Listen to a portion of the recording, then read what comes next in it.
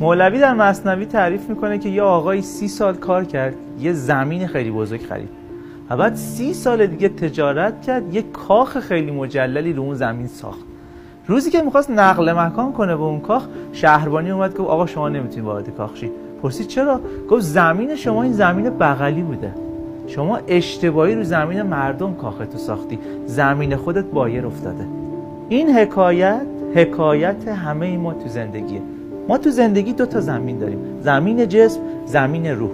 ما زمین روح رو بایر انداختیم کنار رو رها کردیم و همش مشغول آبادی زمین جسمیم، جراحی زیبایی، بدنسازی، در صورتی که زمین جسم مال ما نیست. بی خودی داریم روش کاخ میسازیم، آخر سر باید تحویلش بدیم و بریم.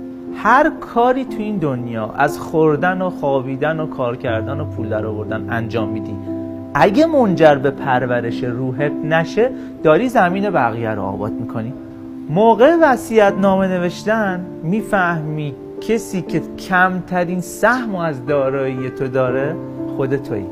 اون موقع است که با همه وجودت میفهمی داشتی زمین بقیه رو آباد میکردی.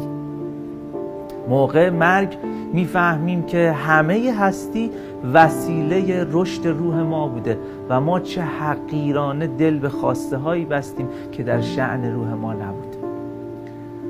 ما اومدیم تو دنیا با زندگی کردن قیمت پیدا کنیم، نه اینکه به هر قیمتی زندگی کنیم. ما اومدیم که تو دنیا چیزی بشیم، نه اینکه از دنیا چیزی ببریم. دنیا مقصد نهایی ما نیست، ما مقصد نهایی دنیاییم.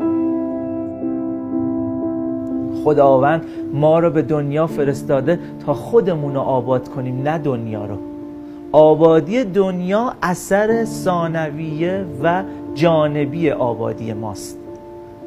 اگه ما قشنگتر بشیم، دنیا به تبع قشنگتر میشه. اما اگه ما شروع کنیم به قشنگ کردن دنیا، الزاماً خودمون قشنگتر نمیشیم. کما این که میبینید دنیا چقدر قشنگتر از 100 سال پیشه، اما زندگی تو دنیا نه. شخصی رو در نظر بگیرید که یه علم خیلی زیادی کسب کرده و بعد به واسطه این علم ثروت بسیار زیادی به دست آورده. این آقا تنها پسرش رو میفرسته مدرسه و بعد چند سال صداش میزنه، میگه پسرم بیا اینجا ببینم این چند سال چی گیرت اومده، چی آبت اضافه شده. پسرک میگه چیزای خیلی خوبی گیرم اومده، 25 تا تراش و 17 تا پاکن و 32 تا مداد جمع کردم.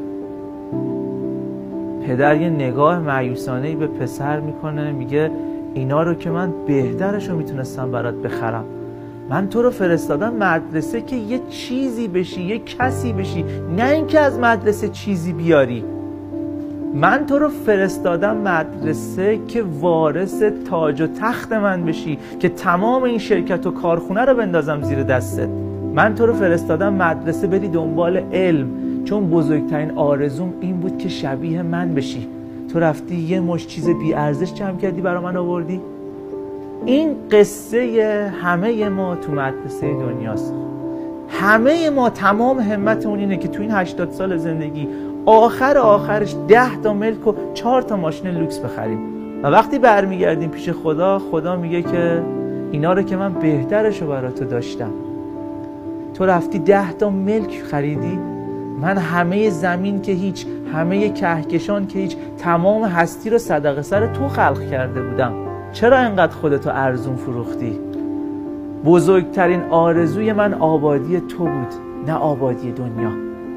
یه طوری زندگی کنیم که وقتی زنگ آخر شد و از مدرسه دنیا رفتیم پیش پدرمون، از دستمون راضی باشه.